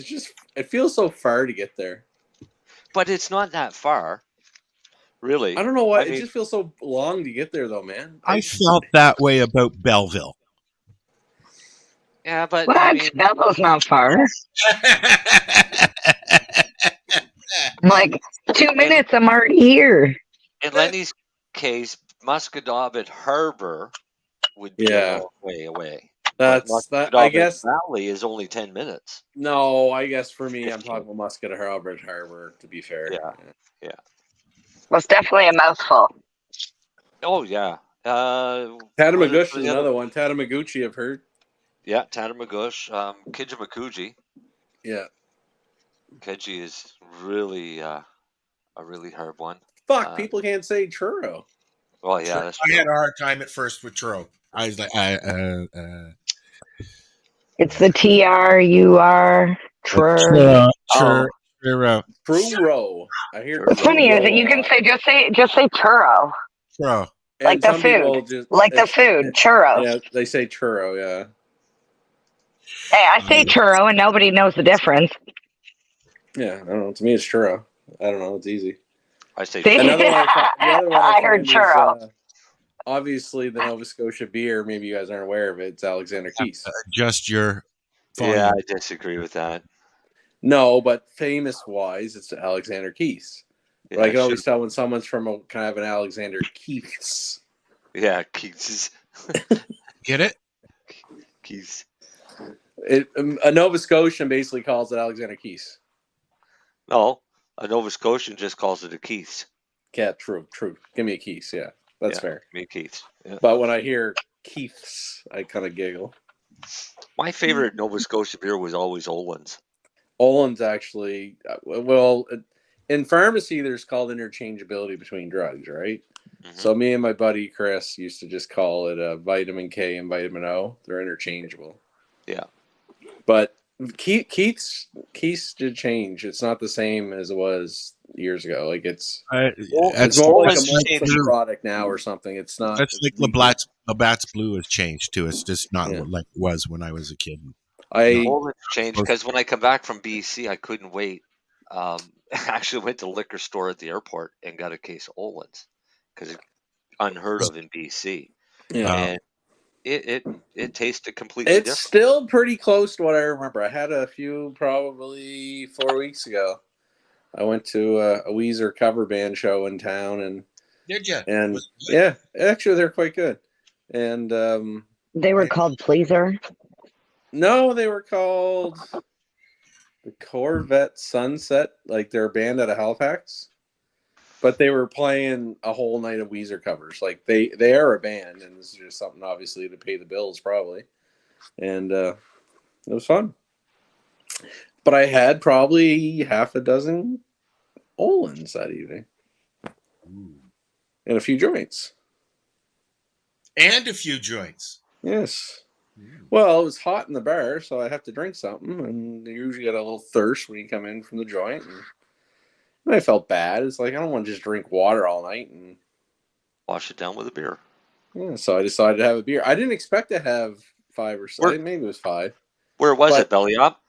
Yeah, exactly. And they got Stella. Yeah, but I just decided, I usually get Jameson when I do have a drink, right? So I just decided that night, let me have a beer. It'll fill me. I won't really enjoy it. And fuck, I was enjoying those old ones. I don't know. I don't drink enough anymore. We were laughing about it the other day. About it's been so long since I bought some beer. And I said, geez, I said I don't buy beer. I said, you like Stella? I said, we could always go get a case. Yeah, we should. I said, well, liquor store's right there. Pull in. Oh, no, we'll do it later. Yeah. That's what it is, because we don't really care. Honestly, I do. I do actually buy cannabis drinks, like just to sip on. And unfortunately, Marijane, you're right there, carbonated. And some of them are a little hard in the stomach. You're right. Well, you were talking about FODMAP. Yeah. And I cannot drink carbonated beverages. Period. Well, I think most of us literally. They're technically the carbonation is carbonic acid. Really, like it's actually not good for us. Well, I can't have pop. I can't have soda water. I can't have it. So, like every company that I talk to, I'm like, you're alienating so many people, and you don't realize you are. And everybody I've talked to is like, oh my God, this is great feedback because I never considered this. I understand from my end, it has to do with the making of the cannabis and the it's just easier with the carbonation. It's the bubbles is masking the taste. So I'm like, that's why I'm like, hey, teapot. And until I can find one that's better than that, really I'm looking at sugar content right now. Oh, fuck. Some of them are crazy. Woo. I will tell you that because I got freaked out when I drank an extra large French vanilla cappuccino and realized that there is 16 teaspoons of sugar in an extra large French vanilla cappuccino that I was just like, yeah. So this, how many in this one? 20. The one I like to drink, which is not the original. I like to drink the mango. It's in the middle. In the middle. What this is that one there is the original flavor. Is it? How many? 20. It was 25. Yeah, that's the highest. Anyway, that's the highest. It's about 25. Is it 25 grams of sugar? 23 grams of sugar. I can't really read it that well, but I think that's what it says. Yes. And then in the 25 mango carbohydrates, potassium 175, THC 5 milligrams, CBD 1 milligram. Yeah. So in the mango one, the one I drink all the time, the carbs are 17 grams and the sugar is 16 grams. So from what I've learned recently, that tells you it's all garbage sugar. Like there's good sugar and bad sugar. This is bad sugar. What are the but ones it's still only 16 grams. All sugar is but bad then, sugar. So this if you get there's natural sugar with fruit. It's still bad. I'm not going to argue with you about that. If you're going to have sugar, I'm like, that's the way to go.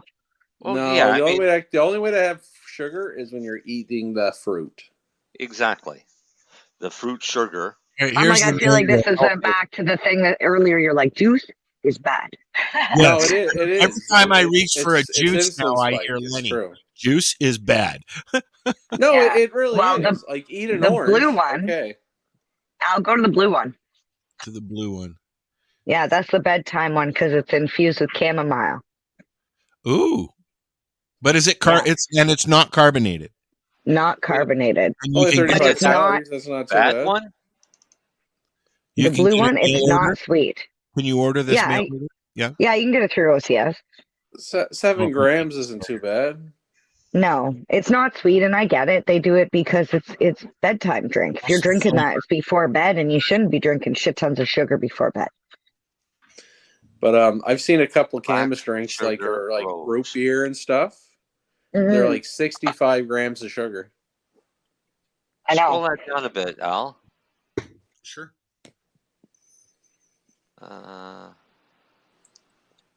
Sodium, carbohydrates. Yeah, I'm all for having cannabis in my body, but like, I don't want to put all that sugar. Yeah. But you're right about Starbucks drinks and things like that and how much people are buying. If they really looked at the calories and sugars, holy fuck. I don't like Starbucks anything. Same as energy drinks and soda, Coke. Oh God, the kids drink that fucking gangster. Prime. What is it called? Monster. I drink a Monster once in a while. I thought you were going to say Prime, the new one. What's the sugar content? I get the zero sugar one. Oh. Oh my God. This cannabis beverage is 35 grams of sugar. Yeah, that's not even the worst one. Yeah, it's just one that I pulled up because I remembered the name. I'm not into like shaming these people. I'm not going to tell you who it is, but there's lots of them out there. Oh yeah. Well, that's my issue with most of the and the reason a lot of them do carbonate them is to get the sugar content down and hide the taste. So here's a cool thing about cannabis and sugar. Is cannabis will bond, or cannabinoids will bond to sugar, the same as they'll bond to oil. But your digestive system does two completely different things. Oil is absorbed when it hits the small intestine, while sugar is absorbed in the stomach. Right? So what does that mean? Mixing with the sugar, it hits you a little quicker, especially if you had a big meal. And I find with the sugar, I get more of a head high than I do with an oil-based. Probably. Everyone gets the sugar high. Yeah. And that's what I think it is. This is sugar high. So, and an easy way to see the difference is to try it. Try one of those sugar drinks, but then try like a oil capsule and time them. Do it on 2 different days. Don't do it. I like oil capsules in a can of Coca-Cola, to be honest. I like them in anything. Yeah, Mary Jane, water. you're right. I'll Go drink back to it. the juice. Yeah. You stick with the juice. There's a lot less sugar in that juice that you're buying than there is in that can of Coke. Yeah. Sugar or honey when you have diabetes? Honestly, wouldn't it be honey? Honey is supposed to be worse. It will put it up, but it probably won't put it up as fast. So it'll probably be a little slower. All right, Al, do you have one of those like meter? Not like the Libres, like the one that the continuous monitoring, like little things on the back of your arm. No. That's the way to go, eh? I have a machine that I can check my blood. I don't even do that. No, but the reason being is they're like you put them in for like I think it's 2 weeks, I believe. Even people that aren't diabetic, you know. Emily uses it because she's got type 1. I just have type 2. No, but you don't even have to be diabetic. Even people trying to lose weight. Oh, really? Well, because what it is, it's measuring your sugar every minute, and you can take your phone. It goes right to your phone. Yeah. And what it is, if you want to learn how to eat, so your question about honey versus sugar if you had that meter, Yeah. you would know. You would know, yeah. It's what it's trying to do. You start to learn. Holy fuck! Look what my sugar just did when I ate that bowl of Fruit Loops that we're talking about. I can feel it though. You know, like I have not 90%. I have sugar a couple of changes dozen you can't. jelly beans, and I'm like, whoa. Yeah. But it is something worth looking into because it's not even just about insulin or this Now, or is that. that something that it's about teaching you what happens if you eat certain diabetic foods. clinic? That's something that they would put on the table, probably. Yes. So yes Mayo and no. Clinic, the Mayo Clinic says there's no advantage to substituting honey for sugar in a diabetes eating plan. Both honey and sugar will affect your blood sugar level. Honey is sweeter than granulated sugar, so you might use a smaller amount of honey for sugar in some recipes. Well, that's what I'm saying. As much as they're saying there's no difference, no, they're both sweet and they both can put your sugar up. But how much you consume and how quickly it happens? Yeah. Who knows? Yeah. It will put your Is sugar it a up. quick spike and then a quick drop off, or is it a steady slower, incline? exactly, right? Yep. So, well, I put 1 cube. I use cubes. That way I know I'm not going over anything. And I use 1 cube of sugar. But then when I use honey, I just take a little bit, a drizzle, really. Well, isn't 1 cube half a teaspoon anyways? Yes, I believe so. Actually, I thought it was 1 teaspoon. No, what's this in tea, or what are you having this in tea or coffee? Yeah. I don't drink coffee. Switch to coffee and get off the tea. Tea's gross. You don't like the taste of coffee? I hate tea. I hate tea. I'm drinking decaf at the moment because that's the only thing the fucking store had. But I also drink my coffee black too. I love the smell of coffee. I hate the taste of it. I will throw up if I taste coffee in any form. I fucking love it. It's not even for the caffeine. I just love it. I love tea that way. I have probably 10. But I love the taste of coffee. I probably have 10 of these a day full of tea, plus water. I mean, I drink 10 of those of water too. So, well, but I do enjoy tea. I do enjoy Tea's cannabis been drinks. proven to help with fertility, so you keep drinking now. Maybe okay, good. It's also a natural diuretic, which is what I'm going for. So, Mary Jane, when do you like cranberry to drink juice. cannabis drinks? Like, what's your why? Like, obviously, you smoke and inhale. Like, when do you decide to drink a cannabis beverage? Okay, so I tried one just because I was at my sister. The first one I tried, I was at my sister's house. Yeah. It was my niece's birthday, and it's summer, backyard party. Everybody's drinking. I didn't want to feel like I'm literally like, I gotta drink water, and I can't really. I can still go smoke my joint. I can have my vape, but I want to participate in the events. It's the social movement. Well, and it also not only was social, like I'm drinking and they're drinking, but it was also like I didn't have to leave the party as much to go and have a joint. I only smoked like 2 joints the whole time I was there. And when I left, I was like, oh, that's interesting. I didn't feel the need to go out there. And I kind of, when I drank like half the can and then I went to go to the bathroom and I had this like, when I used to have a drink and like, you know, you have your first drink and then you get up to go pee and you're like, oh my God, maybe I am a little like, it wasn't like I was drunk, but it was like, oh, I kind of like this because I don't drink alcohol, but I am kind of looking for that. That's basically myself as well. When I go to friends' events that are not cannabis inhalators, it's their home. Yeah. They know I smoke and they don't care if I go outside, but you're right. That time of, oh, Lenny's going outside for another joint, you feel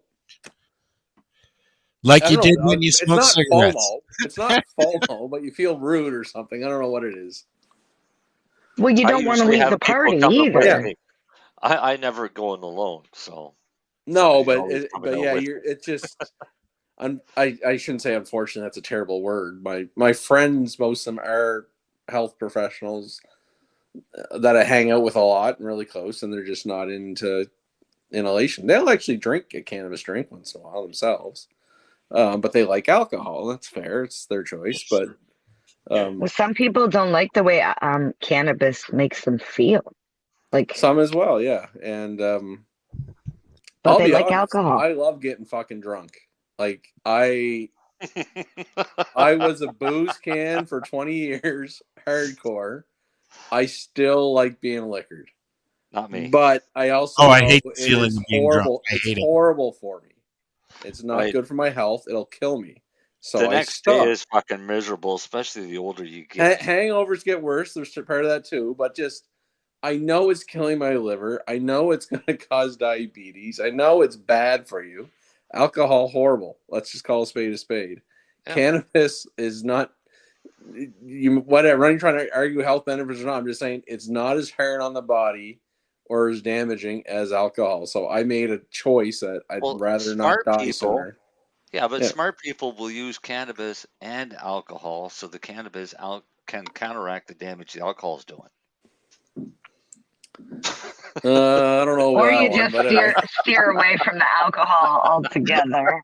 But No, no. I have like two best friends, and one of them is like heavy consumer of cannabis, just like I am, but also doesn't drink because she doesn't like what it does to her body. It's too much. It's too much. She like doesn't end up feeling well. But then my other best friend, when she smokes a joint, she's like, I'm going to my room.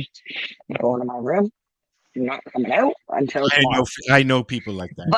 But that's why I like these cannabis beverages, because now me and my other heavy consumer friend, we can go out and have a girls' night and have a couple cannabis beverages, and our other friend can have some alcoholic beverages, and we're that's all what like I'm Lennie said, it's the social movement. It's the But we're what all I drinking like to together. do is have both. So put some alcohol in that fucking THC drink of yours. Yeah. You go. But what I'm like, you're asking me about See, and pushing that's something with your sampling. choice. Exactly. I That's what I mean. really want cannabis beverages in 19 plus establishments. Yes. I want that now. Absolutely. I don't know why they don't have that. I don't know It's why. fucking, the smoking I get, but just get them in the fucking place. I want to say that there is a dispensary here in my town that has brought in an arcade game to their dispensary. They brought in board games and tables and chairs, and they have turned themselves into a consumption lounge / retail, but you can only consume, like you're saying, edibles, drinks. It's supposed to be a social space. So like, you want to go try a drink like Teapot and drink with your friends, go there. Go play video games. Go and hang out. That's awesome. I love that. But it's not against the rules and regulations. But this is one thing Katie from Toke Cannabis was saying at this last expo. The rules and regulations are set, but if you read them, like for example, the window coverings, it says you cannot have any products visible from the storefront window. If you have no products in your store and you go and keep it in the back, you can take everything Well, off. this is what a lot of people were like, oh, we'll just throw up window coverings because this is what we'll do. And people just assumed that this was the industry standard, that you had to put up window coverings. No. When in reality, that's not it. So just like this guy here in town, he's like, there's nothing that says that people cannot consume once they purchase. Depends on the province. Okay, that's fair. No. You're like Ontario, you might be right, but Nova Scotia, I think the intent That makes sense. Nova Scotia is a you're liquor supposed store. to take it home and consume it in your private, like, not that anyone fucking regulates it. Don't get me wrong, but I'm just saying. But they can't really do it in Nova Scotia because their cannabis stores are in the liquor stores. That too. So the people would But the say, way well, they say, you can have your cannabis in the store. Why can't we have our liquor and want to sit and drink? But technically, even alcohol, I think they really say, unless you're in a bar or at your home. Like, obviously, people go to the beach and they drink and blah, blah. Like, the police are. I'll give the police credit. They don't waste their time with that shit, right? You can drink. That's actually allowed in Ontario now. Yeah. Yep. Any park. Things are different here. Unless it is posted, you can drink. You can drink alcohol in any park and near a school or much like that's pot. what it should be. Fucking Vegas is where it's at. You fucking go into the shopping and you're drinking a beer. It's fucking awesome. New Orleans, you walk down the sidewalk. All the beer kiosks give you all your drinks, and it's not just beer, all liquor. Oh man, the fun! Like, cups. I And Jimmy so now buckets. there's a whole industry in down in New Orleans, those plastic cups, because every fucking place has their own cups. Yeah, I had when I said I used to drink a lot. I was down in Vegas. Well, really, it's a I got collector's this thing. giant fucking flute of margarita. It was like fucking 8 shots of tequila and frozen thing. I walked all over the Vegas Strip for like 3 hours drinking this fucking frozen margarita, getting shit faced on the street. It was awesome. That's what I did in New Orleans with hurricanes. It's so much fun, and no these- one's getting hurt. It's fine. I've never been to Vegas, and I've only been to a casino with Mary Jane. I love it. And you complained the whole time. I did not. Vegas is fun. You did too. Are we gonna walk around the whole place? Ugh. I never went And to then I have to Vegas. listen to you for 3 days after. We had just walked around all day at an event.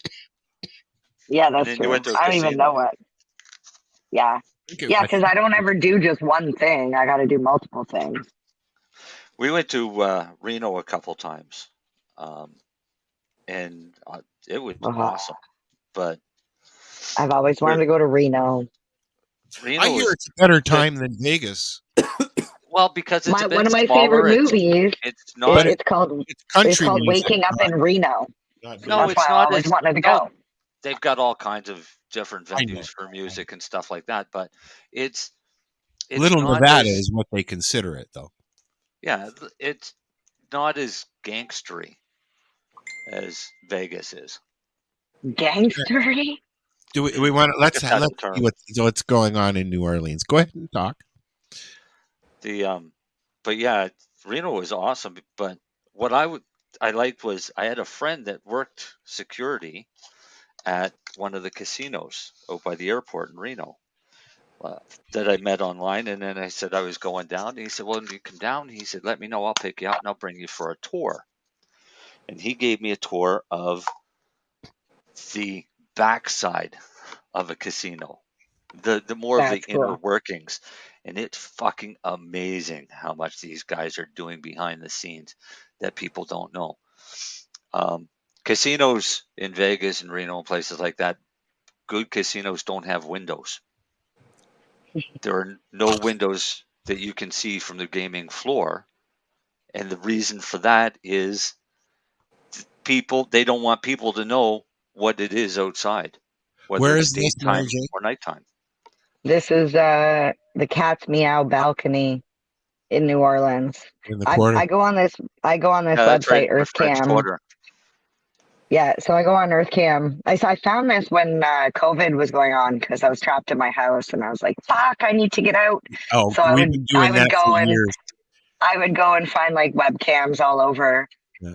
My buddy Here's and my I favorite. my buddy and I sat in my living room and we walked via webcams from our apartment in Durham, Ontario, to the forest in Cuba. Not Cuba, in what's below on the other side of Panama. The other side of Panama. Colombia. Yeah, we literally walked via webcams and stuff like that right into the Colombian forest where it just stopped because there's no roads. It's funny. Yeah. What you got there, buddy? You got a Red Bull going on? Bull piss? Some bull piss for Lennie. I got a WHL game to watch here in 5 minutes. So Okay, we're down to You need to drink for that. yeah. So Do you drink Red Bull with alcohol? oh fuck, they're awesome. Yes. Oh, great. Jaeger bombs. I remember when Red Bull first came out. Yeah. Still don't like it. I love the taste of Red Bull. I'd just drink it if there was no caffeine in it. Oh, it's so Yeah, there's gross. a lot of caffeine in that, isn't there? It's coffee. You oh shit, volume. Mute. Is there volume for this thing? Do you think? Let's hear if we can hear any volume. No, it's just a cam. It's like So, we used to do webcams. The karaoke one, the karaoke one on EarthCam, the actual inside the karaoke cam, That has sound. Don't play that. I'm just saying, but that one has sound. Okay, thank you for the. So if you like watching those types of videos, I'll tell you a really good one that I watch a lot, especially this time of year, and it's Brooks Falls, Alaska. I've seen that one. And it's the grizzly bears getting the salmon out of the river. Mm-hmm. Yep. And it's hilarious to watch. That's because a lot of times there's a lot of bears that show up. So you get I some bet good you it's on here. bear Let's see. Holy crap, look at all those people there. Brooke Can't get over how many people are there. Falls. There's hardly anybody. I will say, even during COVID, there was tons of people there. Oh, yeah. Like, I couldn't get over how many people were there. I was Nope, like, and no we're stuck Brooks in our Falls. house. Next one. No Brooks Falls. Not on that one. That's on Brooks Yeah. Falls is on explore.org, I think. Yeah. I thought there were. These are all the different cameras that they have. So I haven't talked to Marcel lately. Is your crop going to make it this year, Marcel? Well, it's survived 2 hurricanes so far. Okay. And as shitty of a season as it has been, I won't go away empty-handed like a lot of people are. Yeah, I've heard it's been rough in Nova Scotia because of the rain. Yeah. Oh man, it's been under. Well, I mean, the whole month of July was rain. August we had 7 days of no rain. Yeah, and in September's hurricane and rain and hurricane and rain. Yeah. Now we're forecast for another week of sun here. A bit of showers on Tuesday, I think, and that's fine by me because I would still like to go another 2 weeks on some of them. Okay. But if I can't go 2 weeks, then I'll haul out the trimmer and fire her up and start throwing it in. But yeah, it hasn't been a good season. Everybody's fighting powdery mildew and molds. Yeah. And males. And well, not all That's of us. gonna happen. but males. That's gonna happen the more and more that people start growing. 'Cause Everything mailed on me this year, Len. I got nothing. Did you try the Donair Kush, Mary Jane? Yeah. No. No, you haven't tried it yet? Oh no, I thought you meant right now. Sorry, No. I'm buzzing off the Donair tit Kush. animal. Why Donair Kush? What'd you do? Cross. I like the Donair. We got I like the Donair over. I'll be honest, it's fucking platinum OG Kush. Okay. We tell people that, but what it was, I'll tell you the story of the name. Well, Marcel knows Matt. We grew it. It was really nice. It is really popular. That's why I was asking when she thought of it. And we saw there's a bunch of platinum things on OCS, and it was like, oh, for fuck's sake! So you try to apply for it, they'll say they have too many platinums. So we're like, all right, we'll be these assholes that rename something. So we decided to be it. So in the end, we were making fun of some of the other local LPs, and they're making fun of everything was a wave or crab or fucking something. And Matt and I were just making fun of them. It's like, hey, stupid to rename shit anyway, but they always do. And the other thing is, like, they haven't even done anything. It was truly Nova Scotian. So we were like, you need something that's fucking stinky and means fucking Nova Scotia. So there's only 2 things stinky in Nova Scotia that people like: lobster and Donair. I ain't calling it lobster Kush, so fuck it, Donair Kush. So it's got nothing to do with Donair. It stinks. There's a little bit of a sweet bakery taste at the end of it. I'll try. They've the only thing they had here so far. Yeah. Was oh fuck, I can't remember what he had in. Yeah. He had one strain in, and then a couple of the Shatterizer stuffs. Yeah, but the Donair Kush is the only reason I was asking her. It's I'll like see. we can't. It is fucking pretty popular in Ontario right now. Yeah, I'm a fan of the Donair over the Titanimal. The Titanimal's got a little bit more earthy gas into her. It's not. No, that makes sense. I'm not a gas lover. There Do you know go. where Donair would sell really good? Is Alberta. Yeah, it's sold out there too. Yeah. They would eat that shit up out there. That's the other funny thing Matt and I didn't actually know Donair was even anywhere else in Canada. We didn't know it was a thing in Ontario and Alberta. Right, but what it is so many people have moved from Nova Scotia. We knew that.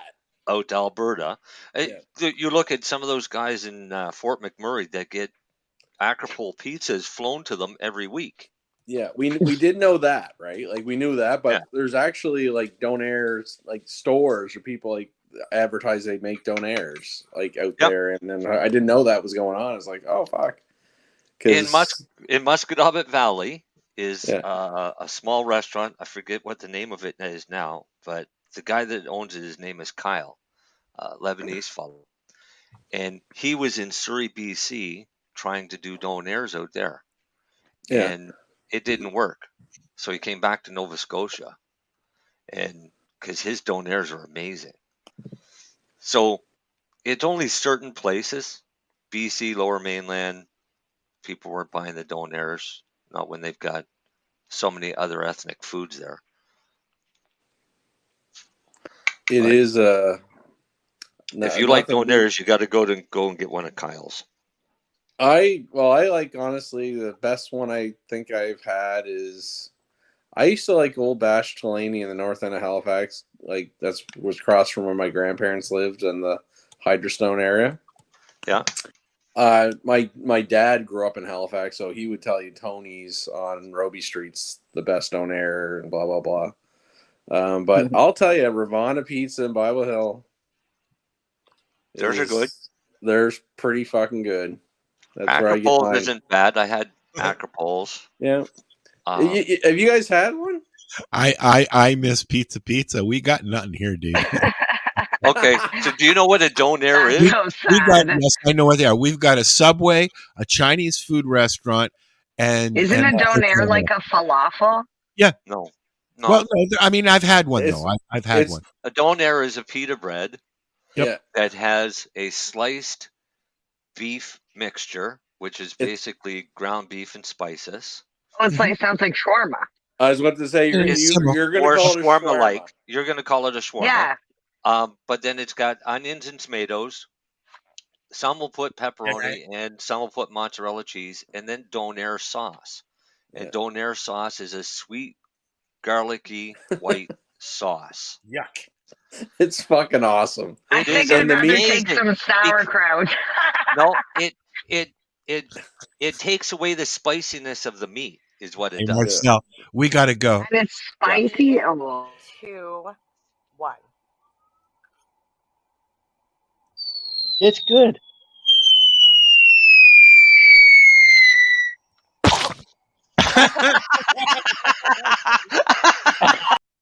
So what are you doing? Nothing. Why not? Trying to get on this Lifestyle Radio website. Sounds like a cool website. Yeah, it's alright. Oh, wait, I might have it. You might have it. You're listening to Lifestyle Radio. The opinions expressed during this show are those of the individual participants and do not necessarily reflect the opinions of their associated organizations or Lifestyle Radio. We are the Cannabis Broadcasting Group here at CBGTV.com.